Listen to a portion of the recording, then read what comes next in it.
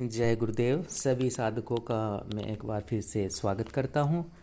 और देखिए, आज जो मैं जिस विषय में हम चर्चा करेंगे वह यक्षिणी के विषय में ही है। क्योंकि देखिए, जब भी कोई साधक, नया साधक हो या कोई पुराना साधक जो होते हैं,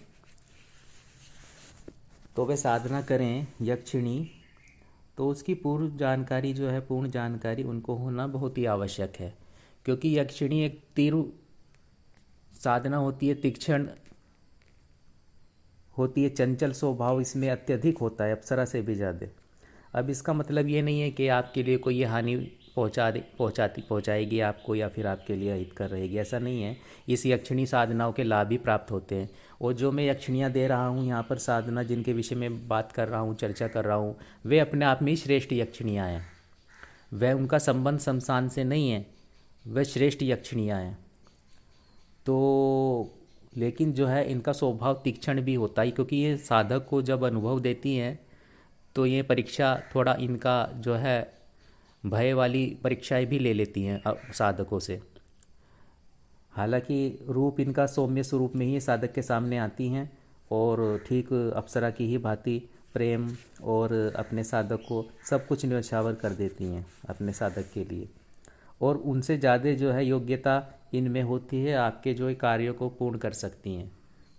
आप जो भी इन्हें कार्य सौंपते हैं उनको ये पूर्ण करती ही है, चाहे वह वशीकरण से लिया हो, चाहे वह उच्चाटन क्रिया हो या अन्य कोई क्रिया, उसको भी ये भली प्रकार से पूर्ण कर देती है अपने साधक के लिए। लेकिन आप जब भी साधना करें, सही मार्गदर्शन में करें। केवल ऐसा ना हो कि सामग्री के द्वारा ही आप ये बस साधना और विधि लेकर के करने बैठ जाएं, क्योंकि इसमें सुरक्षा की आवश्यकता बहुत ज़्यादा होती है कहीं ना कहीं।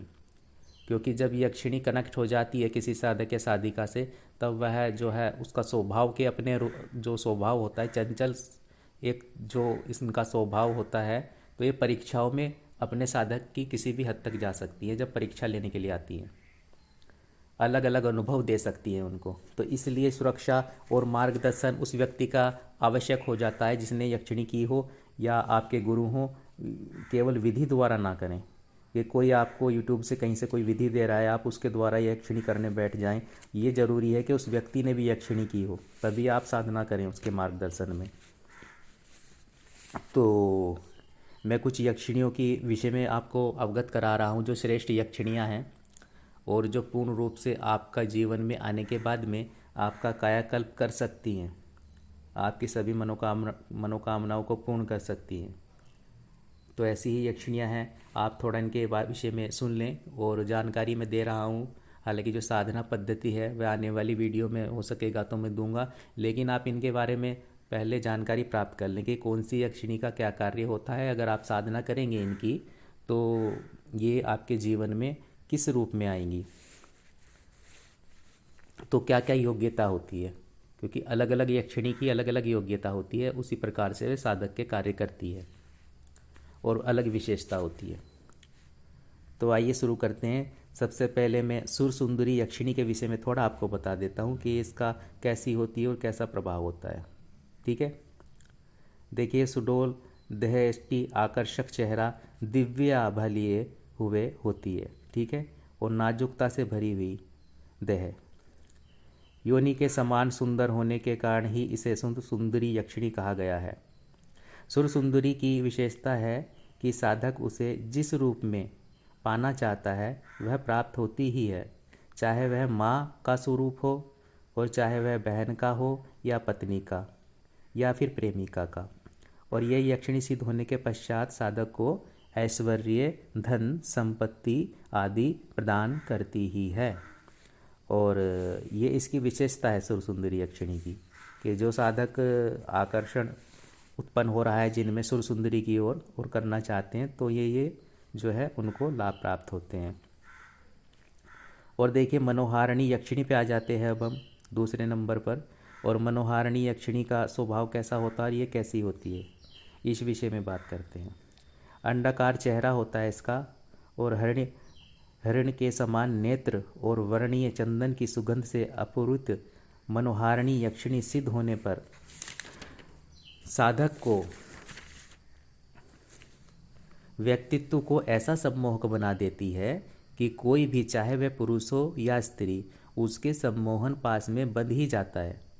ठीक है, जब आप ये साधना करेंगे मनोहारिणी, अब चाहे साधक हो या साधिका हो, इतना उसमें आकर्षण तत्व उत्पन्न कर देती है ये अपने साधक में, और ये साधक को धन आदि प्रदान करती है और उसे संतुष्ट करती है।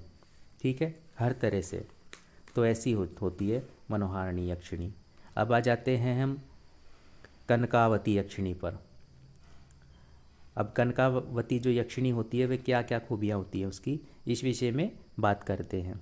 अब देखिए, रक्त वस्त्र धारण की हुई, मुग्ध करने वाली और सौंदर्य की स्वामिनी 16 वर्षीय बाला स्वरूपा कनकावती यक्षिणी है। ठीक है, अब कनकावती यक्षिणी को सिद्ध करने के पश्चात साधक में तेजस्विता तथा प्रखरता आ जाती है। फिर वह विरोधी को भी मोहित करने की क्षमता प्राप्त कर लेता है। यह साधक की प्रत्येक मनोकामना को पूर्ण करने में सहायक होती है। तो कनकावती यक्षिणी जो होती है ये खूबियाँ होती हैं उसकी। अब आ जाते हैं कामेश्वरी यक्षिणी पर कि क्या क्या विशेषता होती है कामेश्वरी यक्षिणी की, इस विषय में बात करते हैं। देखिए, सदैव चंचल रहने वाली। अब कामेश्वरी यक्षिणी का स्वभाव बहुत ही चंचल है। चंचल तो जो भी यक्षिणियाँ उनका सबका होता है, लेकिन इसमें विशेष रूप से चंचलता होती है। और जब ये साधक इसकी साधना करता है या साधिका, तो ये परीक्षा लेती है उसकी, परीक्षाओं में भय भी प्रदान करती है, और अलग अलग तरीके से परीक्षा लेती है कि साधक जो है साधना छोड़ दे बीच में। तो इसकी परीक्षाएं ऐसी होती हैं। अब देखिए, सदैव चंचल रहने वाली, यौवन युक्त, जिसमें मादकता झलकती हुई साधक महसूस करता है, और साधक का हर क्षण मनोरंजन करती है यह कामेश्वरी यक्षिणी। वह साधक को पुरुषता प्रदान करती है तथा पत्नी सुख की कामना करने पर पूर्ण पत्नीवत रूप में साधक की कामना पूर्ण करती है। साधक को जब भी द्रव्य की आवश्यकता होती है वह तत्क्षण उपलब्ध कराने में सहायक होती है। ठीक है, ये जिस भी पेय पदार्थ की आप कामना करेंगे तो यह वह आपको प्रदान करेगी, और बहुत ही महत्वपूर्ण होती है। पुरुष तत्व जो होता है पुरुष का, उसको भी बढ़ा देती है। एक तरह से कामदेव के समान ही उसका व्यक्तित्व हो जाता है जो पुरुष होता है कामेश्वरी यक्षिणी करने से। आकर्षण और सभी प्रकार से पूर्ण कर देती है एक पुरुष को यह यक्षिणी। अब आ जाते हैं रति प्रिया यक्षिणी पर कि क्या विशेषताएं हैं जो रति प्रिया यक्षिणी होती हैं, उनके विषय में चर्चा करते हैं। अब देखिए, स्वर्ण के समान देह कांति से युक्त, सभी मंगल आभूषणों से सुसज्जित, प्रफुल्लता प्रदान करने वाली है रति प्रिया यक्षिणी। ठीक है, अब रति प्रिया यक्षिणी साधक को हर क्षण प्रफुल्लित रखती है तथा उसे दृढ़ता भी प्रदान करती है। साधक और साधिका यदि संयमित होकर इस साधना को संपन्न कर लें तो निश्चित ही उन्हें कामदेव और रति के समान सौंदर्य की प्राप्ति होती ही है। तो ये महत्वपूर्ण होता है रति जो प्रिया यक्षिणी होती है। ठीक है, अब आ जाते हैं पद्मिनी यक्षिणी पर। अगर साधक पद्मिनी यक्षिणी करना चाहता है तो क्या विशेषताएं होती है इस यक्षिणी की। अब देखिए, कमल के समान कोमल, श्याम वर्णा, उन्नत स्तन, अधरों पर सदैव मुस्कान खेलती रहती है जो पद्मिनी यक्षिणी रहती है उसके, तथा इसके नेत्र अत्यधिक सुंदर हैं। और पद्मिनी यक्षिणी साधक को अपना सानिध्य नित्य प्रति प्रदान करती है। इसकी जो सबसे बड़ी विशेषता यह है कि यह अपने साधक में आत्मविश्वास व स्थिरता प्रदान करती है तथा सदैव उसे मानसिक बल प्रदान करती हुई उन्नति की ओर अग्रसर करती है। तो ऐसी होती है पद्मिनी यक्षिणी। जो साधक इसकी साधना करेंगे वह ये विशेषताएं उनमें उत्पन्न कर देगी अपने साधक में। अब देखिए, आ जाते हैं हम नटी यक्षिणी पर कि नटी यक्षिणी की क्या क्या विशेषताएं होती है। नटी यक्षिणी को विश्वामित्र ने भी सिद्ध किया था। ठीक है, और ये अपने साधक को पूर्ण रूप से सुरक्षा प्रदान करती है तथा किसी भी प्रकार की विपरीत परिस्थितियों से साधक को सरलतापूर्वक निष्कलंक बचाती है। तो ऐसी होती है नटी यक्षिणी, जो भी है उसमें सुरक्षा प्रदान करती है अपने साधक को, और ज्ञात अज्ञात शत्रुओं से भी रक्षा करती है अपने साधक की नटी यक्षिणी। और अब आ जाते हैं हम अनुरागिणी यक्षिणी पर। अब अनुरागिणी अगर यक्षिणी साधक करता है तो क्या क्या विशेषताएं अनुरागिणी यक्षिणी की होती हैं और क्या क्या जो है वह अपने साधक को प्रदान कर सकती है। अब देखिए, अनुरागिणी यक्षिणी शुभ्र वर्णा है। साधक पर प्रसन्न होने पर वह उसे नित्य धन मान यश आदि प्रदान करती है तथा साधक की इच्छा होने पर उसके साथ उल्लास करती है। अष्ट यक्षिणी साधना, ठीक है, तो ये होती है अष्ट यक्षिणी साधना में इसका विशेष महत्व है। जो अनुरागिणी यक्षिणी होती है ये प्रमुख है उनमें भी। तो अब मैं बता देता हूँ कि ये सभी जो अष्टयक्षिणियाँ हैं इनके विषय में मैंने बताया है। साधकों को देखिए सबके अनुकूल अलग अलग यक्षिणी होती है, लेकिन जो मैंने एक अष्टयक्षिणी साधना भी दी है उसमें संपूर्ण जो यक्षिणियाँ हैं अष्टयक्षिणियाँ, अगर केवल और केवल साधक वह अष्टयक्षिणी ही साधना मात्र कर लेता है तो वह सभी जो है इन यक्षिणियों को सिद्ध कर लेता है एक तरह से, और इनकी कृपा भी उसे प्राप्त हो जाती है।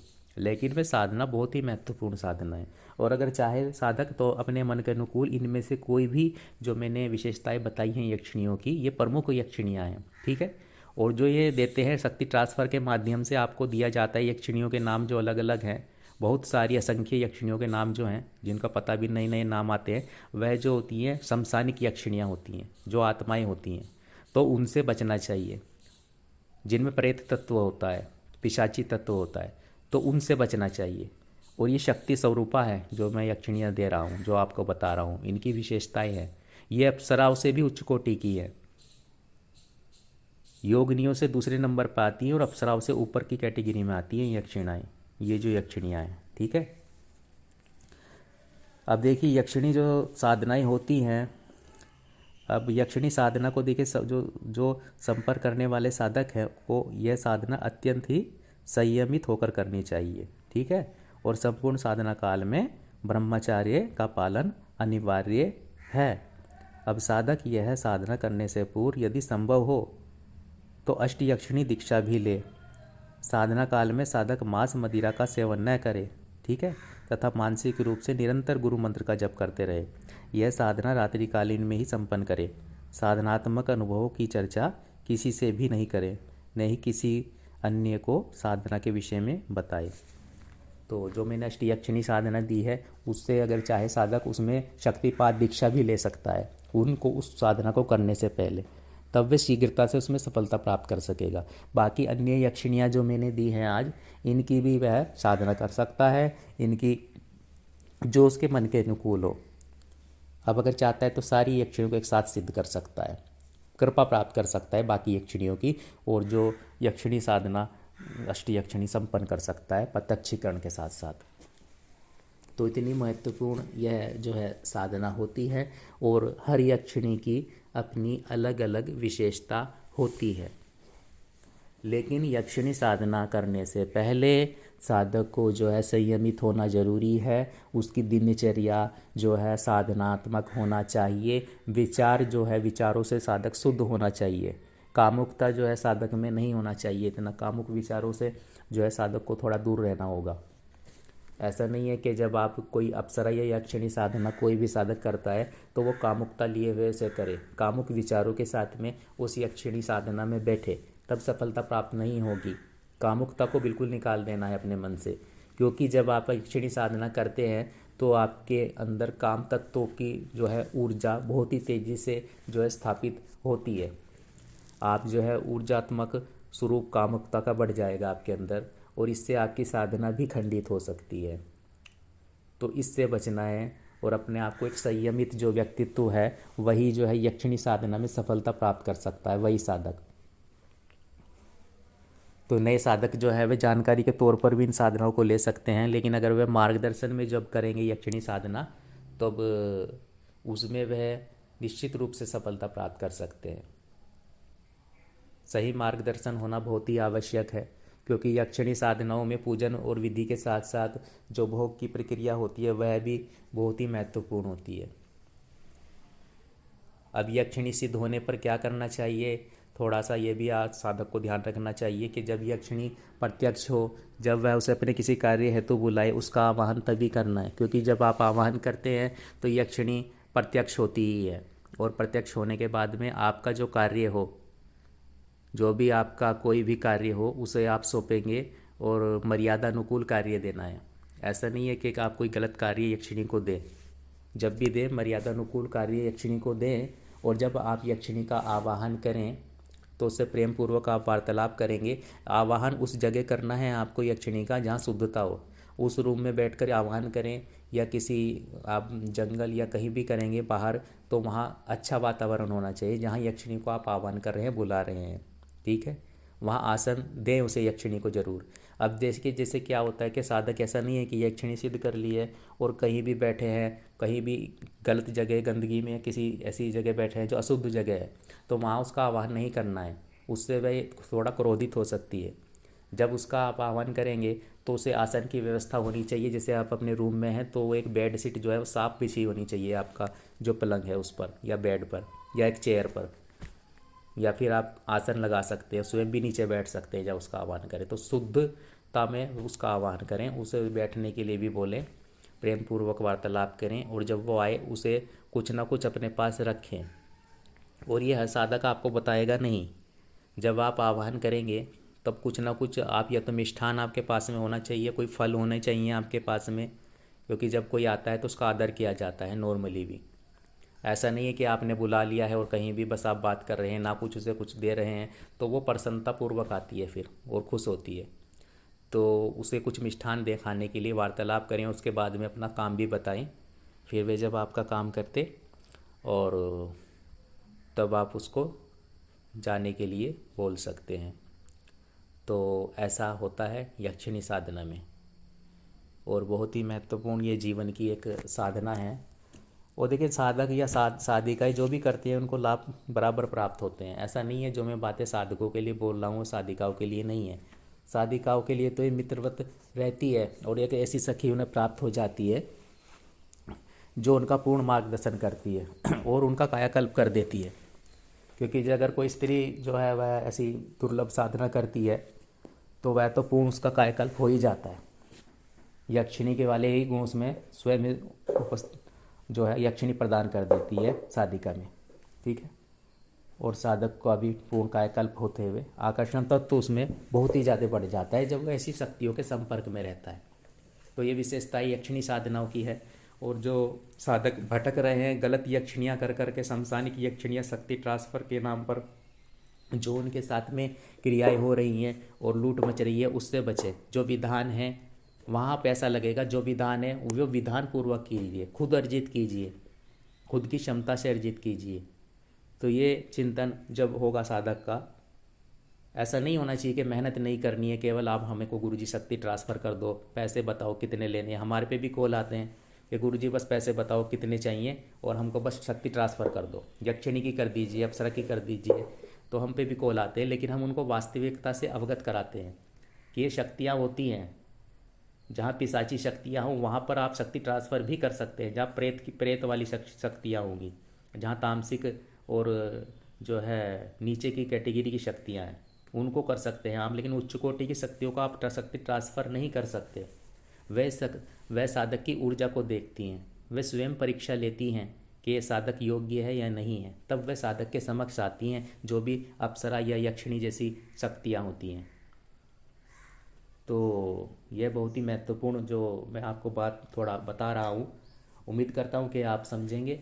और जब भी यक्षिणी साधना करें सही मार्गदर्शन में करें और पूर्ण सफलता प्राप्त कर सकते हैं, निर्भीक होकर आप कर सकते हैं। जब सुरक्षा होगी और मार्गदर्शन होगा उस व्यक्ति का जिसने स्वयं की हुई है, तब आपको पूर्ण सुरक्षा मिलेगी और जो है प्रैक्टिकली ज्ञान के साथ आप साधना संपन्न कर सकेंगे। ठीक है, केवल कहानियों के आधार पर नहीं कि बस आपको विधि दे दी और आप करने बैठ गए। सामने वाले ने की है नहीं की है, क्या उसने किसी साधक को करवाई भी है, क्या अनुभव रहे हैं, तो ये चीज़ें नहीं देखता वह देने वाला, बस आपको दे देता है। और आजकल विधियाँ आपको बहुत सारी मिल जाएंगी, गूगल पर सर्च करेंगे उन यक्षिणियों के विषय में मिल जाएगा, लेकिन प्रैक्टिकली रूप से कोई नहीं बताएगा कि क्या क्रियाएँ होती है। केवल विधि द्वारा ही साधना नहीं होती है, इससे अलग भी क्रियाएँ करनी पड़ती हैं, तब जाके शक्तियाँ कनेक्ट होती हैं। ऐसा नहीं होता है कि आप सामग्री ले लें बस और करने बैठ जाएं, विधि ले लें तो उससे कुछ भी नहीं होगा, वह भविष्य में भी नहीं जुड़ेगी आपके साथ में। लेकिन जो क्रियाएं होती हैं, जो भोग प्रक्रियाएं होती हैं, उनके अनुसार अगर कोई साधक साधना करता है तब वह आपके साथ जुड़ती ही है, और प्रत्यक्षीकरण भी होता है, चाहे अपने टाइम पर हो। ठीक है, तो ये चीज़ें होती हैं। तो ये यक्षिणी से जुड़ी हुई जो मैं आज जानकारी लेकर आया था, उम्मीद है कि आप इसे समझेंगे, और जो भी साधक करना चाहते हैं हमारे मार्गदर्शन में तो वो कर सकते हैं पूर्ण सुरक्षा के साथ में। बाकी आप जानकारी के तौर पे ले सकते हैं। अगर आप में योग्यता होगी यक्षिणी की तब हम आपको ये साधनाएँ देंगे, वरना आप इनको जानकारी के तौर पर लें। तो जय गुरुदेव, जय निखिलेश्वर जी महाराज की जय हो।